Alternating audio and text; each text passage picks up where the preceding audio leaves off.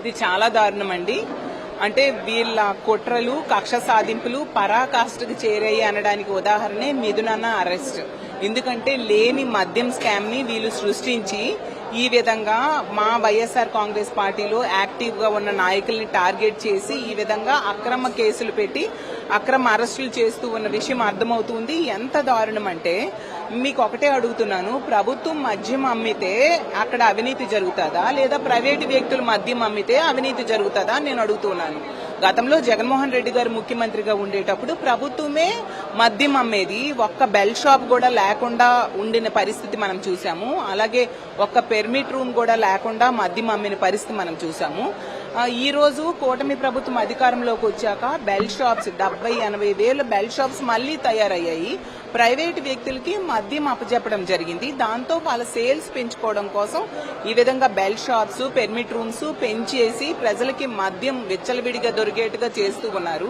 మరి ఇలాంటి పరిస్థితుల్లో మద్యం ముడుపులు అందుతాయా లేదా ప్రభుత్వం డైరెక్ట్ గా అమ్మితే మద్యం ముడుపులు అందుతాయో ప్రజలే విజ్ఞతతో ఆలోచించుకోవాలి. అసలు చంద్రబాబు నాయుడు గారు అధికారంలోకి వచ్చాక తీసుకుంటే పూర్తిగా ఇచ్చిన హామీలన్నీ కూడా అమలు చేయని పరిస్థితి. 143 హామీలు ఇచ్చి ఏ ఒక్కటి అమలు చేయలేదు. రైతులకు మోసం చేశారు, మహిళలకు మోసం చేశారు, నిరుద్యోగులకి, ఉద్యోగులకి, యువతకి, అన్ని వర్గాల వాళ్ళకి మోసం చేశారు. ఇంకోవైపు ధరలు పెరిగిపోయాయి. ఇంకోవైపు శాంతి భద్రతలు వీళ్ళ అదుపులో లేని పరిస్థితి మనం చూస్తూ ఉన్నాము. మహిళల మీద దాడులు, ఆఘాయిత్యాలు, అత్యాచారాలు కూడా విపరీతంగా పెరిగిపోయిన పరిస్థితి. సో ప్రజల్లో విపరీతమైన తీవ్రమైన వ్యతిరేకత కూటమి ప్రభుత్వం మీద వచ్చింది కాబట్టి దాని నుంచి డైవర్ట్ చేయడానికి డైవర్షన్ పాలిటిక్స్ లో భాగంగా ఈ విధంగా అక్రమ అరెస్టులు చేస్తూ ఉన్నారు. మనం చూసాం ఈ మద్యం కేసులో గతంలో కూడా మాజీ ఐఏఎస్ అధికారుల్ని, మాజీ అధికారుల్ని అరెస్ట్ చేశారు. అలాగే సంబంధం లేని మా వైఎస్ఆర్ కాంగ్రెస్ పార్టీ మాజీ ప్రజాప్రతినిధులు కూడా అరెస్ట్ చేయడం జరిగింది. ఈ రోజు ఒక ఎంపీగా ఉన్న మిథునన్నను అరెస్ట్ చేయడం జరిగింది. చంద్రబాబు నాయుడు గారు తన మీద ఎన్నో కేసులు ఉన్నాయి, అవన్నిటిని కూడా నిర్వీర్యం చేసేసి ఇప్పుడు ఎంతో ప్రజల పక్షాన పోరాటం చేస్తున్న ప్రతిపక్ష పార్టీని భయపెట్టి కుట్ర పన్ని ఈ విధంగా చేస్తూ ఉన్నారు. ఈ అరెస్టులన్నింటిలో కూడా మనం తీసుకుంటే అతని ఎల్లో మీడియాలో ముందు ఒక స్క్రిప్ట్ రాయడం జరుగుతుంది, చెప్పడం జరుగుతుంది.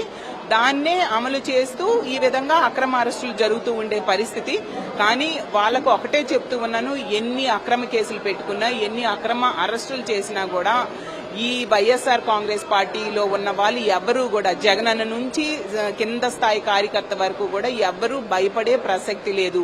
ఎందుకంటే వైఎస్ఆర్ కాంగ్రెస్ పార్టీ అనేది ముందు నుంచి కూడా పోరాటాల నుంచి పుట్టిన పార్టీ కాబట్టి ఇలాంటి ఎన్నో కుట్రల్ని ఎదుర్కొని ఈ రోజు ఈ స్థాయికి వచ్చింది. ఖచ్చితంగా ఇలాంటి తప్పుడు కేసుల్ని ఎదుర్కొంటాము, వాటి నుంచి చాలా విజయవంతంగా బయటపడతామని తెలియజేస్తూ ఉన్నాను. మీకు ఒకటే తెలియజేస్తూ ఉన్నాను, ముందు మీరు మీ పరిపాలన మీద దృష్టి పెట్టండి. ఇలాంటి అక్రమ కేసులు అనేవి పక్కన పెట్టాల్సిందిగా కోరుతున్నాను. ప్రజలు అన్నీ గమనిస్తూ ఉన్నారు. తగిన సమయంలో మీకు బుద్ధి చెప్పడానికి ప్రజలు సిద్ధంగా ఉన్నారని తెలియజేస్తూ ఉన్నారు.